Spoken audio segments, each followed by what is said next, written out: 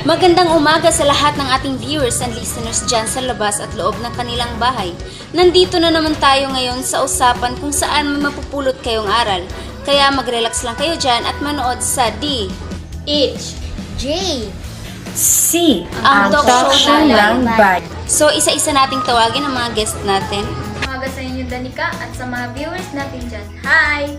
magandang umaga din sa iyo dyan, Tanika, at sa lahat ng mga TV viewers natin dyan. Ako nga pala si Jeremy Buna. Isang napakagandang umaga sa inyong lahat. Ako nga po si Crisela Bungungos na nagpapasalamat ako dahil isa ako sa naimbitahan sa show na ito. Balita ko may kanya-kanya daw kayong talent na talaga namang hahanga ang lahat dahil sa galing ninyo. Ano naman ito? Unahin natin si Honey Responso. Pwede bang pasample naman ng talent mo kahit konti lang? Demon, you can hide away. There is nothing to say.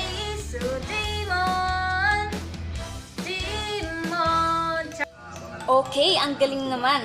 Ikaw naman, Jerry. Ito talaga si Jeremy. Palagi ko itong nakikita sa mga TikTok video niya. Ang galing sumayaw. Pwede namang pasample dyan kahit konti lang. Hay que llevarla para la vieja escuela. Y es que va a apretarse, echando eso pa' acá. La nalga para atrás, atrás. Shut up and bend over. Ay, let your back out, they're talking over. So fuck up. Magaling din, pero talagang hindi magpapatalo si Crisela. Oh, my bad, pano.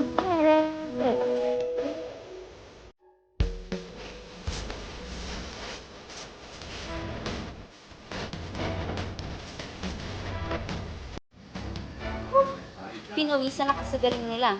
Palakpakan nyo naman sila. So, siguro naman alam nyo na kung ano yung pag-uusapan natin ngayon. Oo naman, syempre ako pa.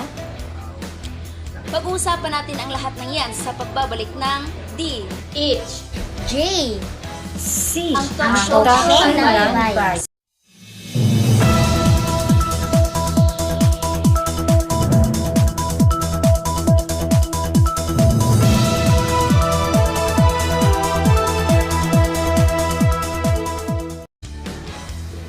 Muli kaming nagbalik. So, ang pag-uusapan natin ngayon ay ang nakababahalang sakit na kumakalat ngayon sa Pilipinas. Ngunit hindi lang sa Pilipinas, kundi pati na rin sa buong mundo. May mga ilang katanungan lang ako. Ano nga ba ang COVID na yan at bakit yan na lang palagi ang laman ng balita? Alam nyo ba na ang COVID-19 ang isa sa pinaka-nakakabahalang sakit na kumakalat ngayon? Anong klaseng sakit naman yan? Bakit parang takot na takot ang mga tao rito? Balita ko, marami ang namamatay dahil sa sakit na ito. Ano-ano ba ang mga senyales na maaaring nagkaroon ng sakit ang isang tao nito? Ang ilan sa mga ito ay sumasakit ang lalamunan, sumasakit ang ulo, pagsusuka, nahihirapang huminga, lumalabo ang paningin at ubo, sipon, lagnat at marami pang iba. Nako, talaga naman palang napakadelikado ng sakit na yan. Oo nga eh. Yung iba ngayon, pag may ubo na sila, natatakot na silang magpa-check up. Kasi nga, baka sabing nagka-COVID na siya. Kahit sipon lang at kahit nilagnat lang, sasabihin na agad na nagka-COVID na yung tao. So, ano-ano ba ang dapat nating gawin para maiwasan ang ganitong klaseng sakit at para maiwasan nating mahawa rito? At dapat bago tayo kumain, huwag kalimutang maghugas ng ating mga kamay at maglagay ng alcohol or sanitizer. At dapat pag lumabas tayo sa mga bahay natin, siguraduhin at huwag kalimutang magsuot ng face mask at face shield. Hindi lang yan. Dapat din natin sundin yung tinatawag nilang social distancing. In short, sumunod tayo sa health protocol para maiwasang mahawa sa sakit na ito. Mukhang marami pa tayong pag-uusapan mamaya at huwag kayong aalis dahil magbabalik pa ang D, H, J, C, ang ang talk talk show show ng ng bad.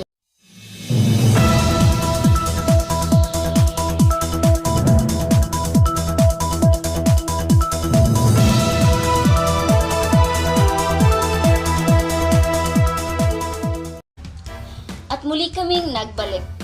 May tanong pa ako, ano ba ang epekto ng COVID na ito sa panahon natin ngayon at sa pamumuhay ng mga tao? Dahil sa COVID na ito, marami ang nawala ng trabaho, naghirap, nagutom, at namatay na hindi nabigyan ng maayos na libing. Hindi lang yan. Marami ding mga kabataan ang nawala ng gana sa pag-aaral dahil sa panibagong pamaraan ng pag-aaral. Kawawa naman yung mga taong nawala ng trabaho, wala na silang makain at gutom na ang mga pamilya nila. Saan sila kukuha ng pangkain nila sa pang-araw-araw? Yung iba pa nga, umaasa sa ibibigay na tulong ng kani-kanilang mga barangay. Kawawa din yung hindi nabigyan ng maayos na libing. Bakit naman? Kasi nga, takot sila na baka pati sila mahawa sa sakit na yun. Kawawa din yung mga estudyante, sabihin nating maswerte yung iba kasi may magandang connection sa internet. At may kanyang-kanyang mga cellphone na ginagamit nila sa kanilang pag-aaral. Kawawa din yung mga walang asset sa internet. Yung iba pa nga mga estudyante nagrereklamo na dahil wala daw silang maintindihan sa module. Paano natin maintindihan kung walang guro sa harapan natin ang nag-i-explain kung paano yan, at anong gagawin dyan? Yung iba ngayon, kung sino pa yung may asset sa internet, sila pa yung ayaw mag-aral dahil mas inuuna yung barkada nila. Kawawa naman yung mga magulang nila. Hindi nila inisip kung ano ang pinagdadaanan ng mga magulang nila. Para lang mapag-aral sila, mapaganda yung buhay nila, at mabili yung anong gusto nilang bilhin. Kung sino pa yung walang access sa internet, sila pa yung desididong mag-aaral. Hindi hadlang sa kanila ang kahirapan at hindi nila ito ginawang rason para huminto sila sa pag-aaral. Ginawa pa ito ng inspirasyon para magkaroon ng pangarap sa buhay at makapagtapos sila ng pag-aaral. Tama kayo dyan. Yung iba kasi ngayon, ginawang hadlang yung kahirapan para huminto sa pag-aaral. Kung may pangarap tayo, gumawa tayo ng paraan para makapag-aral at makapagtapos tayo alang-alang sa magandang kinabukasan natin at para sa pamilya natin. Ang mapapayo ko lang sa lahat ng mga estudyante at hindi lang sa lahat ng mga estudyante, sa lahat ng tao na gumawa tayo ng hakbang habang may oras pa or panahon pa. Ipahuli ang lahat dahil sa huli ang pagsisisi. Dito na kami nagtatapos sa aming talk